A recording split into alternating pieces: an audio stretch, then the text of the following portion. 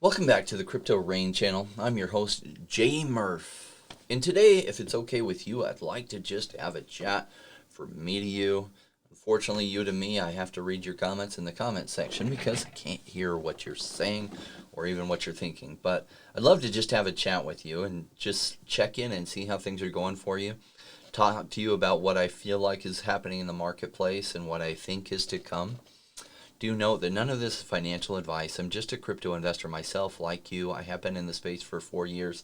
That's extremely helpful. I have been an investor in other things for 20 years. And, it took me years to develop an investor mindset and think like a successful investor. And that's what I try to share with you is those principles and how they seem to apply, at least based on how I view things with crypto, that has helped me do pretty well with my crypto investments. So why don't we go ahead and get this party started?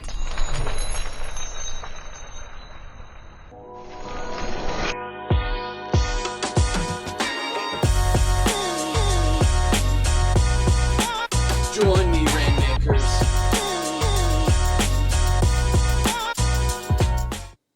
First, I would like to ask you, why it is that you're here in the crypto space. Is it because you love new technology and the new technology, that it'll change the world? Maybe that's even part of the reason, but is it fair to say there might be a bigger reason which really got your attention is you realize that there's possibilities here to make life-changing wealth? And I don't know, if that's your reason, but that's definitely my reason. What I like is I like things that grow in value. And what I've realized in investing in general is that things have certain timelines and patterns. And that by understanding the patterns, you can do above average, in fact, sometimes exceptionally well. And this has helped me in real estate, stocks, and other things. But when I was new in crypto, I didn't understand the patterns and the life cycles. And so I did make some really good buys in 2017 that appreciated really well, only to find out that every 4 years, not only is there a big bull market, but there's then a bear market that follows. And I watched my portfolio go to actually below what I had paid for things because I didn't take any profits at the top and take it out of cryptocurrency. And so I held into the bear market, which gave me no additional capital to invest. But thankfully, I am big on what's called delayed gratification. Delayed gratification is when you spend less than you earn so that you can save. So it's not like you don't like to spend, because I don't know about you, I love to spend. I just love to spend more rather than less. And so I've got a fair amount of delayed gratification, which is I make this and I live below my means so that I have excess to invest with. And during the bear market, that's what I did. Every extra penny went into cryptocurrency, only to then watch the cryptocurrency half from there even more. But that's okay. I just kept putting more in every time I had extra money, and even when I didn't, because I knew that the bear market is followed by a bull market, and it's led to life-changing wealth already. And we're only halfway through the bear market. And so some of the principles I want to share with you is that, first of all, to make life-changing wealth in one cycle, it's not that it's not doable, but what you will often find is that you take too risky of investments in general, trying to accomplish too much too fast, and you don't focus enough on wealth preservation. And I don't know if you'll make that mistake. I've seen that a lot, though. And so I do find that people make better choice if they realize that they have two cycles to make life-changing wealth. And the first one, they're going to not take all the super risky decisions. That they might take a small percentage of their portfolio in this super risky stuff, but they'll keep other stuff in like the medium risk and the lower risk. As to how you handle it, that's really up to you. I'm just sharing with you some different ways to think about it because I'm not a financial advisor. This isn't financial advice. You get to be a grown man or woman, make these decisions for yourself. And that is part of the power of this, is when we do accept full responsibility for the decisions we make, helps us learn from any mistakes we do make and not repeat them.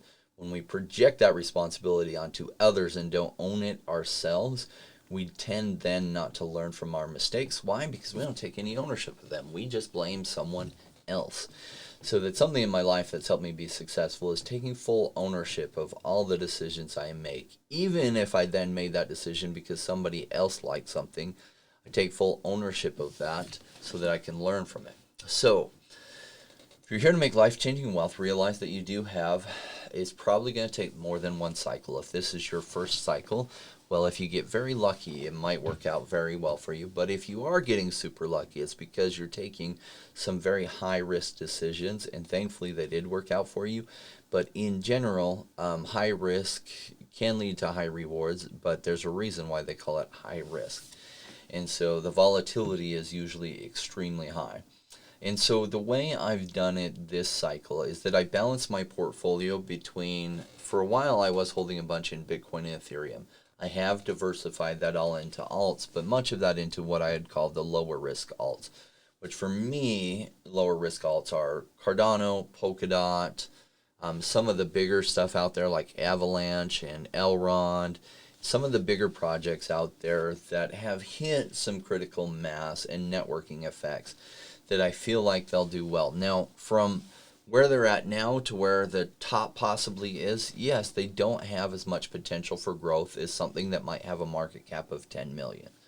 But it's not only about wealth accumulation, it's about wealth preservation, because the stuff at 10 million does have a chance that it could go to $1 billion market cap, and it could also go to a $500,000 market cap.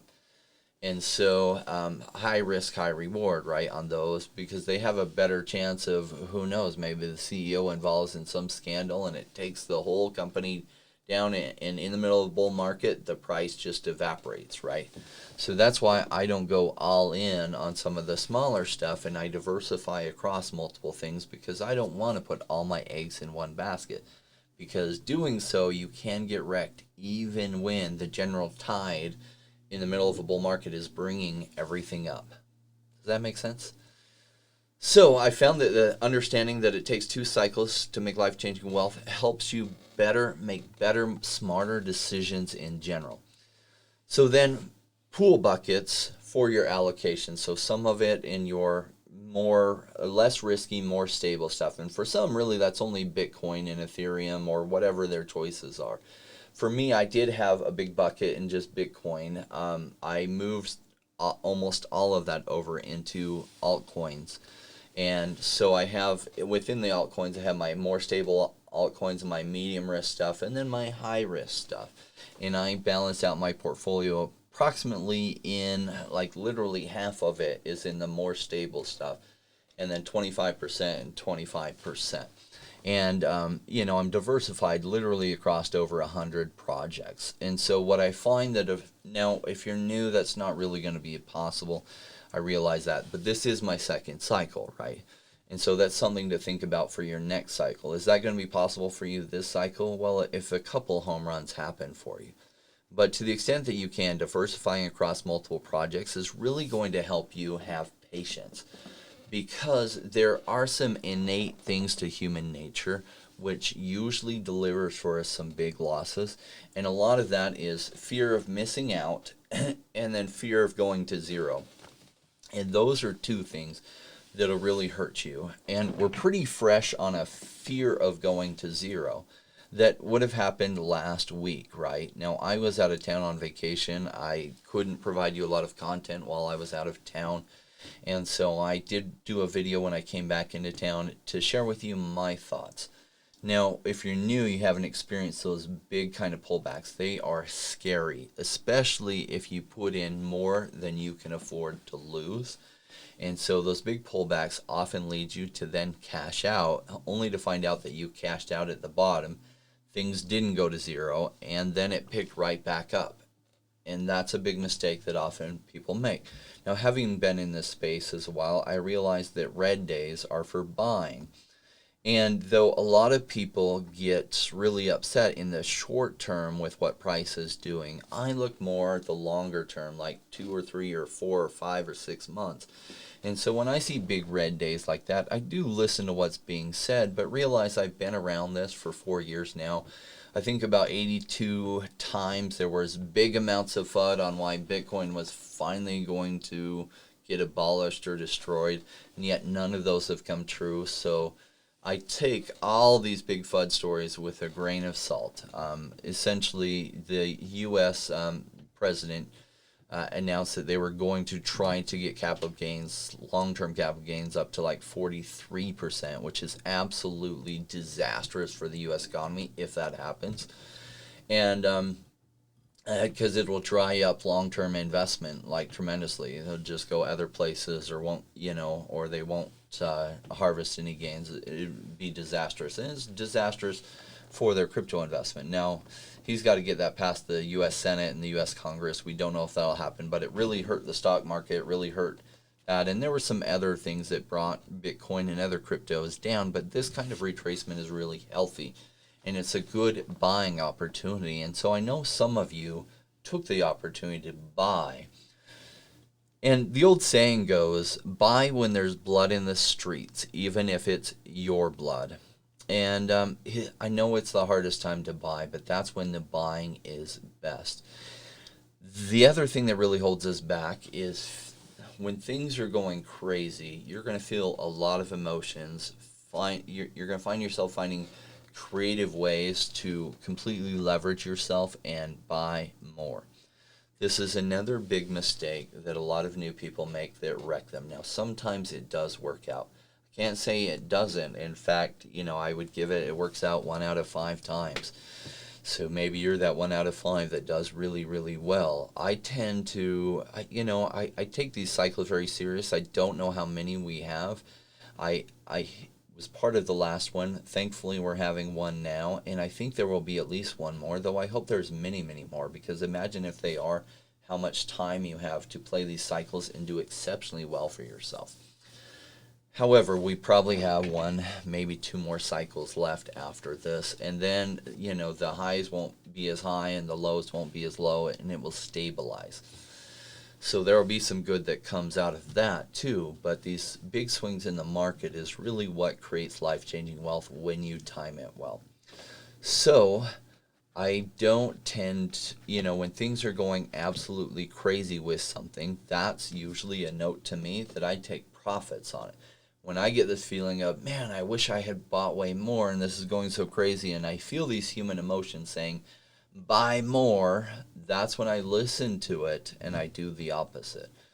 That's when I usually look and identify, is that at my take profit 1 or take profit 2 zone? Great, I'm going to take profits. If I haven't already set an automatic order in to do it, that's usually when I take profits on it.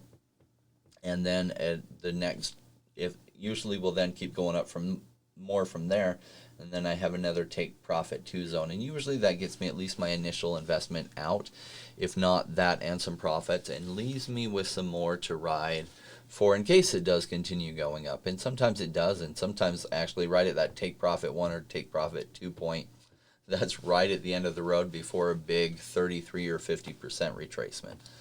Which is why it's nice to take those profits, because then if you really believe in that token long term and does a big 50% retracement, you have some good capital to put right back into it. Does that make sense?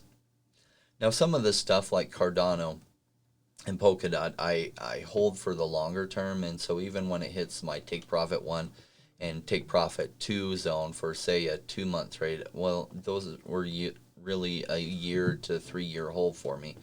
3-year because I started buying Cardano about close to 2.5, almost 3 years ago, and so some Cardano I will start taking profits, but probably at a much higher price from where it is now. So what you do, that's up to you. I have some videos on Cardano that I suspect at the top it'll go upwards of $30 on Cardano. Do I know that will happen? No, I don't. I don't know that it will happen. It just might happen. And what I will be doing with things like Cardano is when it starts hitting, above certain price points like $10, $15, and probably even over $6, I'll take some profits on it because I don't know that it'll run all the way to 30. I don't want to have all my eggs in that one basket. Though I think that what's coming, and I think might be coming soon, is a massive alt run that will blow everyone away, and it will create a lot of FOMO from people that aren't in crypto rushing into the space, and it will drive up prices almost to what's too good to be true. And that's when I'm going to be taking profits. And so I hope that happens. I don't know that it will happen, but the signs are there that it is likely going to happen. And there a lot of crypto has hit public consciousness, but they haven't figured out how to buy it yet. They haven't really gotten involved. But once they start hearing things hitting certain numbers and, oh, my friend made 50x and this and that, then they start to take it serious. Everyone jumps in and starts becoming an expert. And that's a sign from my mentor where he said, I find out what the 95% are doing and I do the opposite.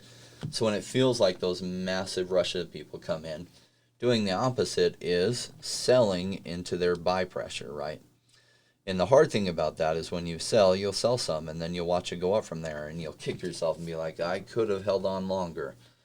When you won't kick yourself, though, is a year and a half later when it all played out and the bubble over boomed and then the market corrected and then it's overburst and you look back and you say, wow, I'm glad I started taking profits when I did.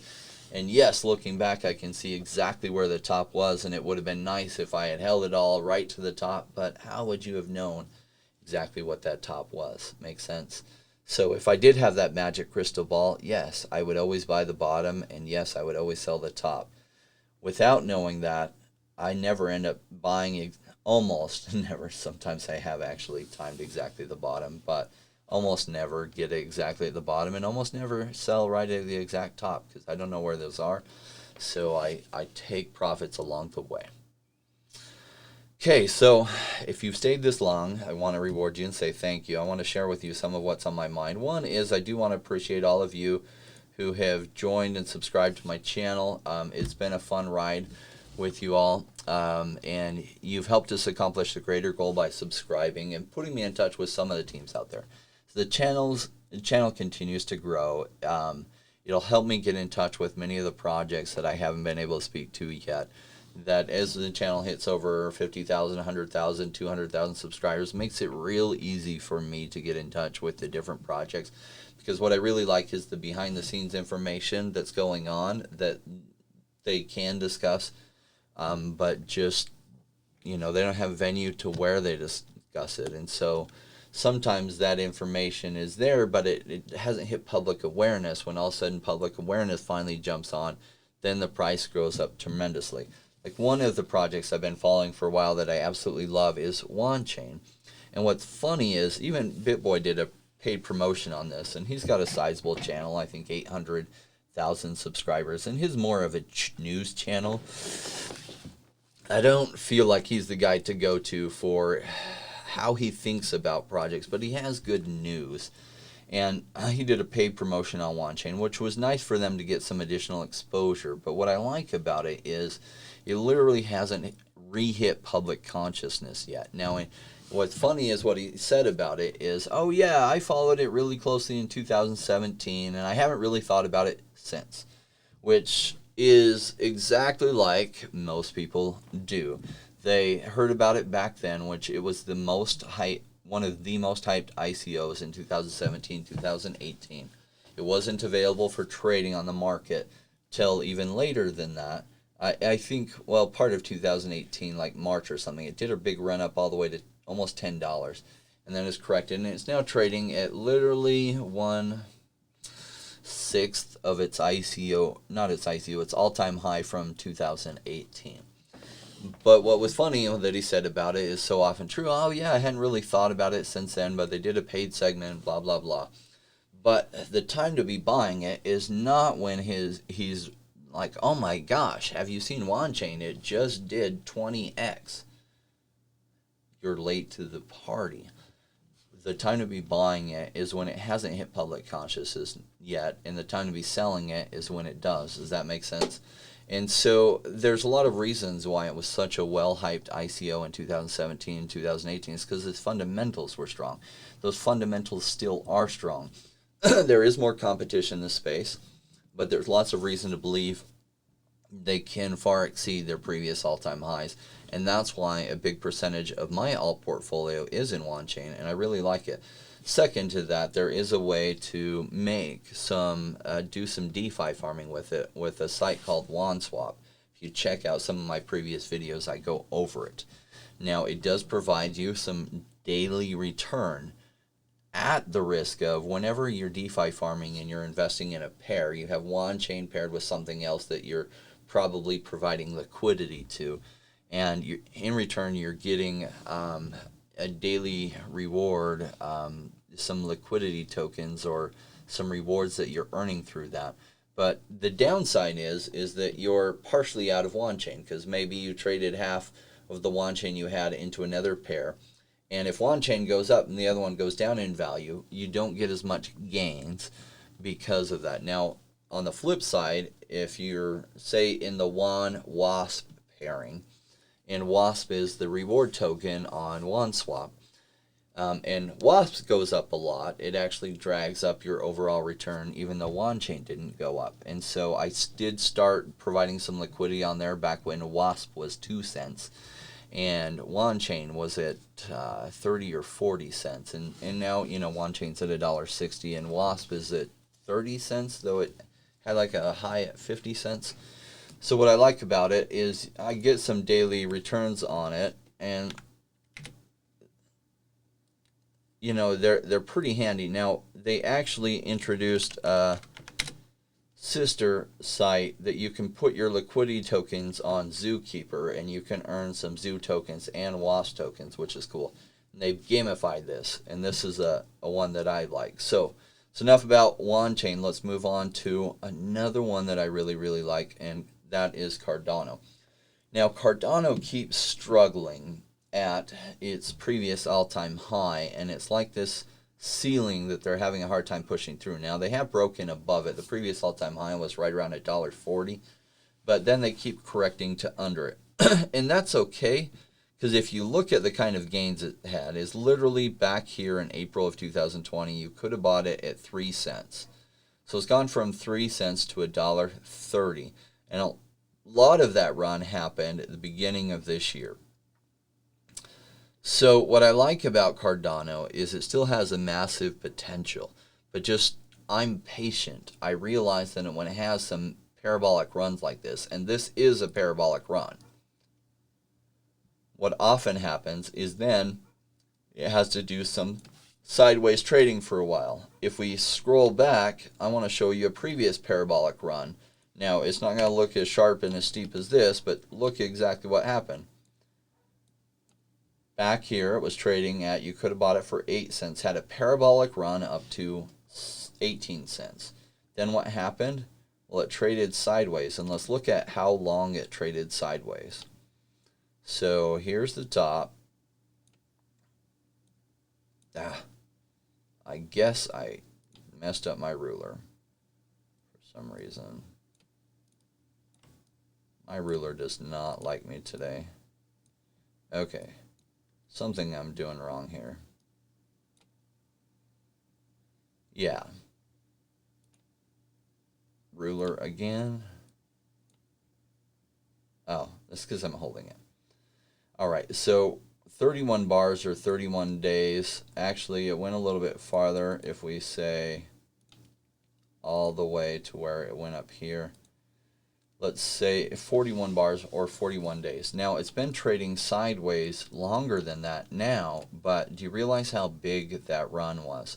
So before it went from 8 cents to 18 cents. Then it's gone up all the way to $1.50. So it needs some cool-off period. So from previous here to here, we want to say, so that's 62 bars. It could have another 30 days in there. It could have another 45 days. I don't think it'll have that long, because if you noticed, Bitcoin dominance just broke below 50%. So I do think the altcoin season is here. Now, I don't know that it's here. I just suspect it's here.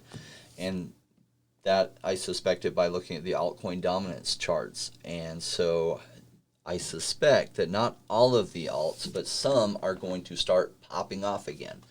and they're going to pop off and take some massive runs. Now, the time to be getting in these alts is now. I do think this is a lot like January 1st, where from January 1st for the next 2 months, we had some massive, massive runs. And so you can even look at it here. So from here, Cardano was 18 cents, did a massive run in the next 2 months to here. Now, if it does do an altcoin season again, it'll go from here to upward parabolic from here. Now, Cardano might not be one of the first to pop, and what exactly isn't clear. However, I do want you to note that one of the mistakes people make when going through this is that they sell their stuff that hasn't done well yet, and they're having a hard time being patient on, and they roll that into something that has had 10x gains. Now realize, if it just had 10x gains, you missed the wave, and you're trying to catch it late. Have you ever tried to be surfing and you start paddling on a wave late? Well, then you miss the whole wave, and that's a big mistake a lot of new people make.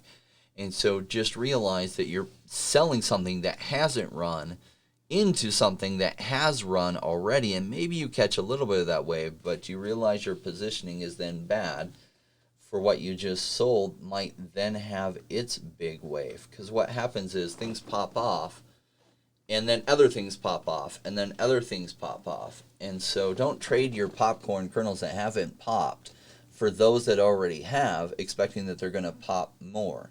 Make sense? All right. So shadows I talked about before. Market cap is about 12 million. I'd love it if this price would come back down some more. I would buy even more. It did dip below $1. Let's look at the bigger chart here. There's a chance that it actually continues down some more. I'm the only one talking about it right now, which is fantastic to me. I hope nobody else talks about it or thinks about it, so that those that bought in the initial DEX offering or even in the pre-sale can continue to dump their tokens because they're scared. Now, they got those at a very good price, like 12 cents and below, so they have plenty of room that they're still making right now, possibly even 10x from there, and we want them to sell it. Great, lots of sell pressure. I'd love for this to come down to 30 cents. I would stock up like you can't believe. Now, do I know Shadow's going to hit out of the park? No. I don't even know the team on this, but I do know some people that do know the team, and they're very big on this. Secondly, I like the space that they're in, which is derivatives. Overall, the derivatives market across the world is gigantic. And this is derivatives on the Polkadot network. And so I don't know for sure that they'll hit it right. But if they do, even if they hit it pretty right, this market cap can go way, way higher. And this could 100x or more from here. That's why I'm very big on it. Wanchain we've talked about. In fact, if you haven't subscribed to my Telegram channel, subscribe. I do have a giveaway going on that for you to, there's a Google form that you can get on the Telegram channel. To get to the Telegram channel, click on the see more information below this YouTube video, and I've got a permalink to my Telegram channel there that you can click on. You can join it, and then you can make your best guess as to where Wanchain will be at the end of May, and whatever 7 people are the closest will win some Wanchain that we will send to their Wanchain address. All right, so let's talk about another one I'm really big on, but it's not like you can keep this quiet because they already, so many people are aware of them, but there's a previous resistance point around here that I'm really hoping the price goes down to. I don't know that it will, so I have been continuing to buy the dip, but I don't know where the bottom of this is. I'm really hoping it comes somewhere close to this like 0.31 cents range. And if so, I will load up lots into Ecomi. Lots more, because I already have significant amount of Ecomi. Now, this is related to one of the best NFT apps out there, the VV app that you can get on your phone, and you can get these collectibles, and they're grabbing some of the best licenses out there. Now, is the company perfect? No, they're just human beings. They're doing a good job, and they're doing one of the best jobs.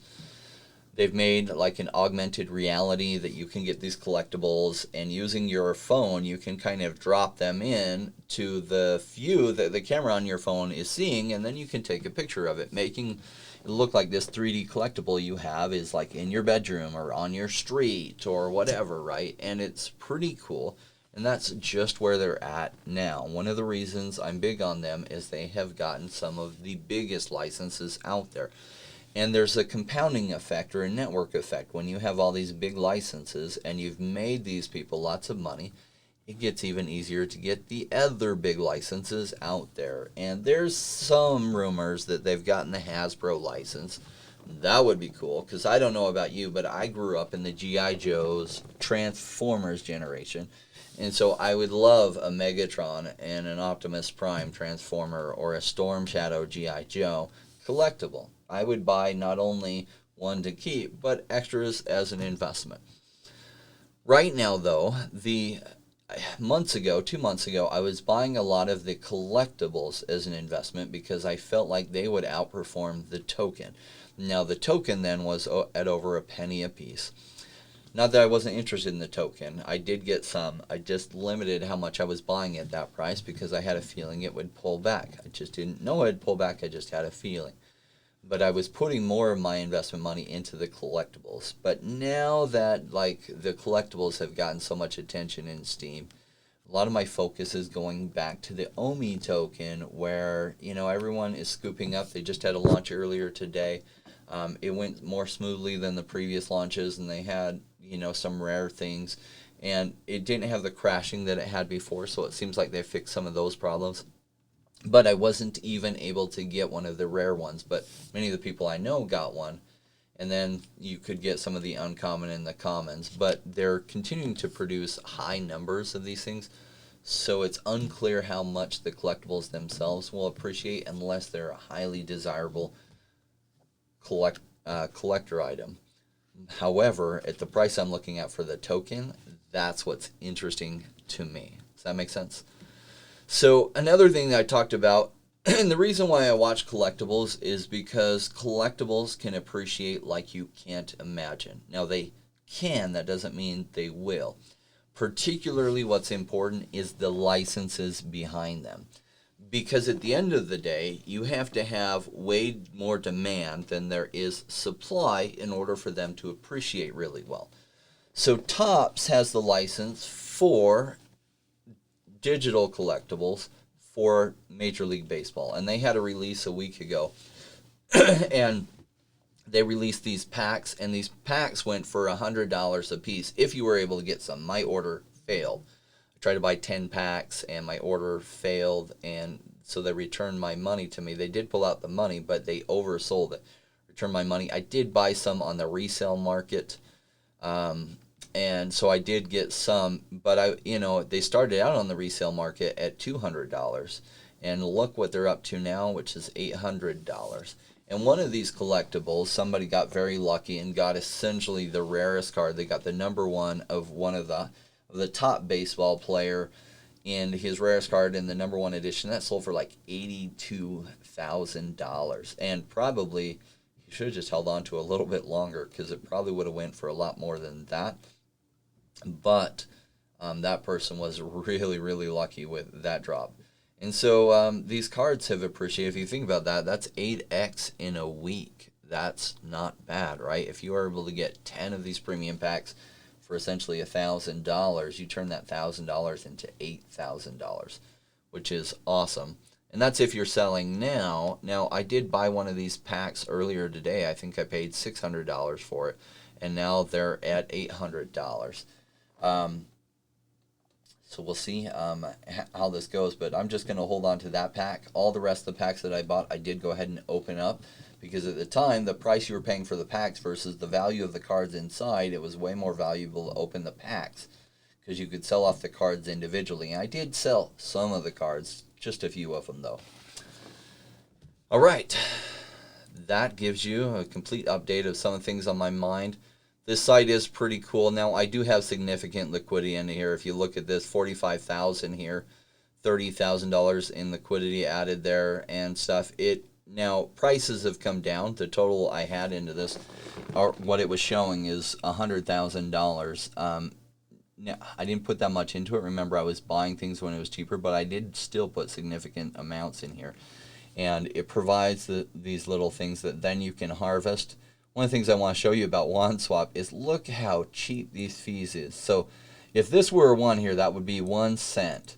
So if this were a 1 here, it would be 0.1 cents. So this transaction fee is below 0.1 cents. Now, if you've been DeFi farming on Ethereum at all, you know what a big deal it is that this isn't even at 0.1 cents to perform a transaction there, which is amazing. And one of the reasons why WanSwap has gotten so much attraction to it is people are able to yield farm with such low fees. All right. Overall, that's my update. I am going to leave you with the excellent outro song by Manuela from Argentina. I do thank all of you that have subscribed and all of you that watch every one of my videos and like every one of the videos. It does help the channel grow, which helps put me in touch with more teams out there so that I can bring you better and better information. So thank you for all of you who have joined my vision on that. All right, guys. We'll see you next time. Success is falling. Timing's right, we're getting paid. Come on, remakers, let's make this happen.